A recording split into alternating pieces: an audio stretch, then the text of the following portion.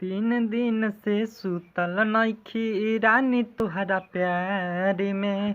मनवा रहेला हरदम तुहरे इंतजार में। 3 दिन से सुतल नइखी रानी तुहरा प्यार में।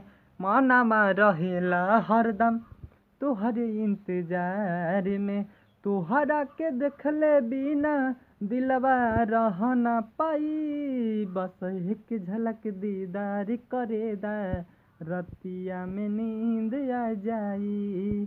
बस नजर से नैना चार करेदा रतिया में नींद आ जाई। जहिया से लागल बा लगन हो आँखिए के सोझा रह धान हो।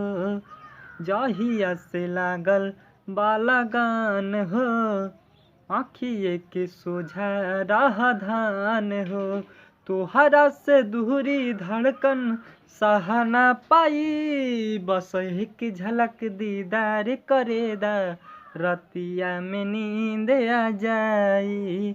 बस नजर से नैना चार करेदा रतिया में नींद आ जाई।